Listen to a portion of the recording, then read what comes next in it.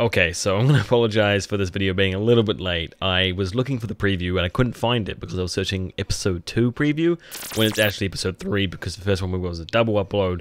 Now I feel like an idiot, but it doesn't matter, we're going to get into this preview breakdown. I had a vision. All those dead bodies were of pagan Northmen. Like lambs to the slaughter. God reigneth over the heathen! So right off the back, we get this claim from Bishop Hickman of prophecy. Now, prophecy in Vikings is used quite a lot, and we still haven't really established if it's real or it's phony because they are going this around some historical events, but because the characters we actually follow in the show believe in prophecy, it makes it a lot more likely for them to point out and confirm their own bias around it, misinterpret different events to be related to a certain prophecy, even though if it's really vague or not exactly what the prophecy was actually saying, but they believe it to be true, and that's why it's presented in this way through Vikings. So he believes that this prophecy he's seen in the flames or whatever shows that they're going to win the battle at York extremely well. It's only going to be pagan dead and they can take the city, so they go in.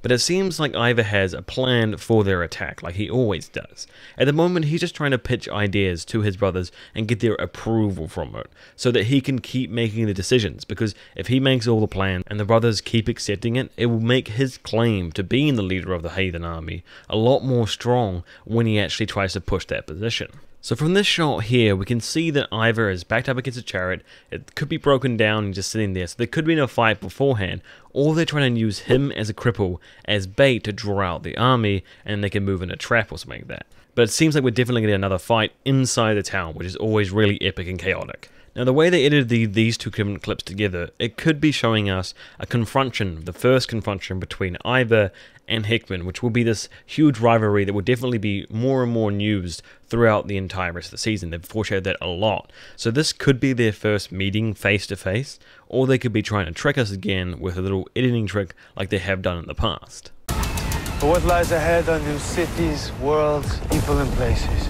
My father would have relished this opportunity. So 2 confirmed good things will be happening next episode with Bjorn's storyline. 1, he'll be going to Mediterranean, we'll see more of that culture, a lot more fighting and action there, and then likely there's a time jump because we see Bjorn later on in this preview back at Kattegat at his mother's side. So we see them rocking up with their horses, the whole band of them, there's an open gate, they're escorted in by the locals and they seem to be in some kind of market. They do seem to get in some trouble somewhere, but it's more likely this is more a trade thing, a curiosity thing, rather than a straight raid and attack at night like we saw last time. So we're definitely going to see the more Bjorn explorer, curious type, than the more brute force raiding Viking person. This land has no wars, and the soil is good. It seems too good to be true. The only way to understand it is that the gods meant it for us. Okay, so we're not done with Floki, not even close. He's discovered Iceland, managed to survive, he's clearly travelled back, got other people and brought them to Iceland. They're starting a community there, they're farming, they're really embracing Iceland's land and finding out that it's actually really amazing.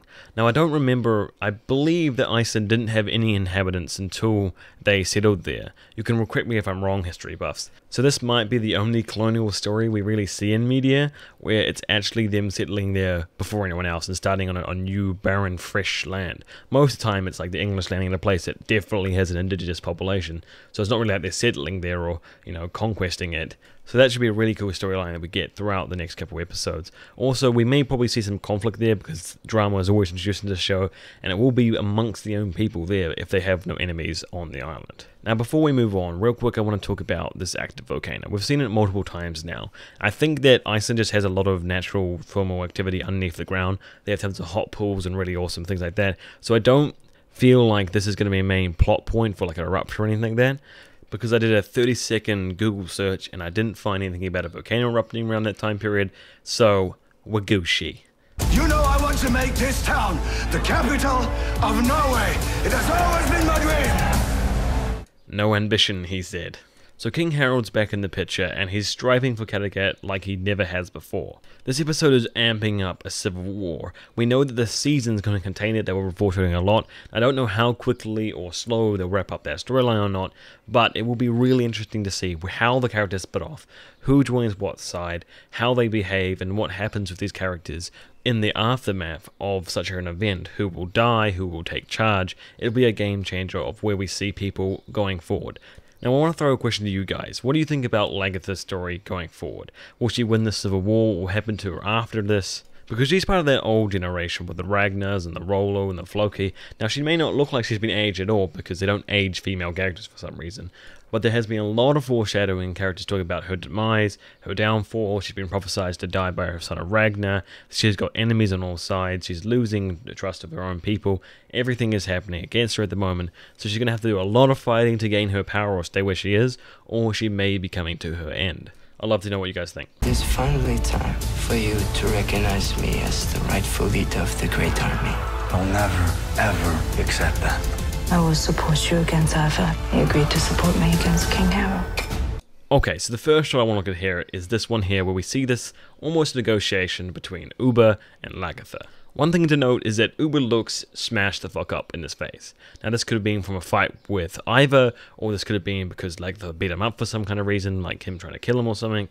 So either way, he's in a position where he kind of feels like, maybe I want to change some things about my life, you know. Don't really want to continue to get beat down by cripples or women. Not being sexist, he's a Viking. So with them allying and what seems to be somewhat of an alliance between Ivar and Harald, which is interesting because we haven't seen any of that beforehand, but it makes sense for them to team up together. It doesn't look good for Lagertha and Ubbe, because Lagertha, as I say, has a lot of things stacked against her, and Ubbe doesn't have an immense amount of support. He's constantly trying to push against Ivar, where King Harald has historical roots of being a king of Norway, and Ivar is known to be an extremely famous character in that time period, and I'm pretty sure he will become the leader of the heathen army and will do a lot more in this season. So they both have their pathways to success, and Lagertha and Ubbe are in their way. The one wild card we have is Vidsug at the moment. He does seem to agree with Ivar quite a lot, and we see him at his side here in this shot, but he does seem like a character that can grow a lot more over the season and become more independent, because so far he's just been a dog walking around doing nothing. So we're going to have a big battle at York, we're going to have a big battle here with the Civil War, we're going to have a new change in leadership, new change in the character directions, could possibly have some character deaths, some really big conflict between the brothers. This next episode is looking magnificent. We are going to war for the kingdom of Kattegat. If you want war, then let's have war. Now actually, as I rethink it, Bjorn's on one side and he's a very strong warrior, so I'm not entirely sure if I really want to bet against him, you know. He seems like a really capable warrior, and I don't know if he's going to lose. He's a madman on the field, you know. So unless you want Bjorn blood-eagling you like he did King Ayla, you better click that subscribe button. You know, it's very, very good for you. You get tons of Viking videos and really awesome. Helps me out to make sure you get notified all the time. It's a win-win exchange, you know. Absolutely, both of us get really helped out on this one. You should definitely consider doing it.